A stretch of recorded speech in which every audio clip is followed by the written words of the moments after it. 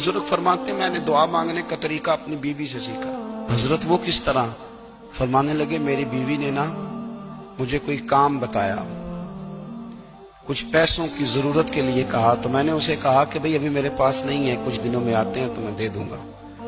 औरतों की आदत होती है, वो बार बार याद कराती हैं। 2-4 दिनों के बाद फिर उसने कहा हजरत वो मैंने कहा था कुछ पैसे, मैंने उसे कहा कि अभी मेरे पास नहीं है, कुछ दिनों में मिलते हैं तो मैं तुम्हें दे दूंगा।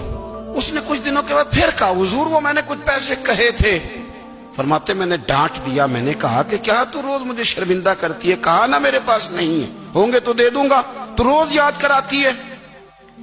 फरमाते उसने पहले तो मेरी डांट को सहा, फिर मेरे सख्त जुमलों ने उसकी आंखों में आंसू पैदा कर दिए, फिर उसने अपने आंचल में अपने उस दुख को समेटा और फिर उसने एक जुमला कहा तो मैं रो पड़ा और मुझे अपने रब से मांगने का तरीका आ गया।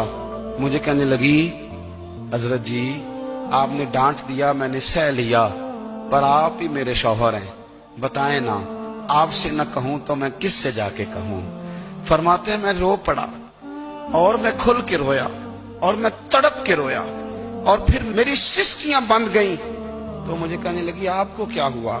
मैंने कहा मुझे भी दुआ मांगनी आ गई है। जब मैं उसे कहूंगा ना अल्लाह तू ही मेरा रब है, मैं तुझसे न कहूं तो मैं किससे जाके कहूं, मैं क्यों किसी बंदे से सवाल करूं, मैं क्यों किसी दुनियादार से कहूं, मैं तेरे बंदों का नेक बंदों का वसीला लेके तेरे महबूब की गुलामी लेके तेरी बारगाह में आया, तुझसे ना मांगूं तो किससे मांगूं। समझ आ गई है, जब मैं इस रंग में मांगूंगा तो तेरा रब मेरे ऊपर बड़ा ही फजल फरमाएगा।